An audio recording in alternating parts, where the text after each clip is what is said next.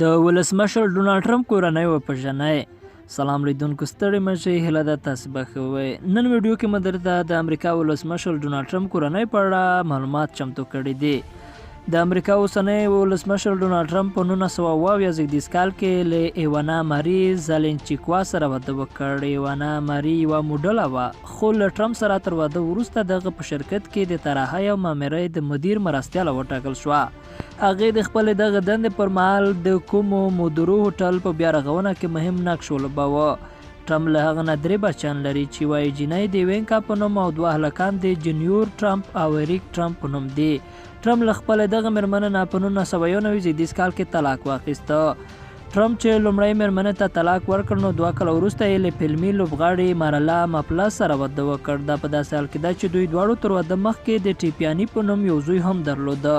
هغه په 1990 زیږدیز کال کې له مارلا مپلس نه جدا شو. هغې ته یې د طلاق پر مهال $2 میلیونه ورکړل.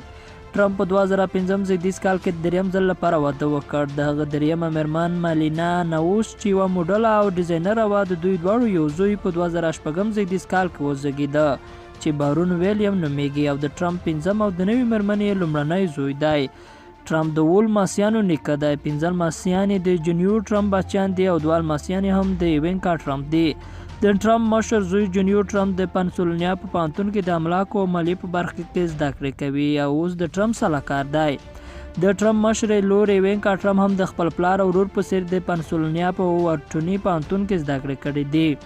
هغه په 18 کلنۍ کې د یوې مودې لپاره موډله هم وه، خو بیا یې موډلینګ پرېښود او ایوینکا او خاوند یې اوس مهال د ولسمشر ټرمپ سلاکاران دي. د ټرمپ 3م بچی اریک ټرمپ د ورور او خور برعکس د جورج ټاون له پوهنتون نه فارغ شوی دی. هغې په 2012 زیږدیز کال کې له خپلې یوې پخوانۍ ملګرې لارا یونسکا سره واده وکړ. د ټرمپ د 2مې مېرمنې لور ټیپیاني له خپلې مور سره لویه شوې ده. هغې هم د پنسلوانیا پوهنتون کې زده کړې کړې دي او له موډلینګ سره ډیره مینه لري.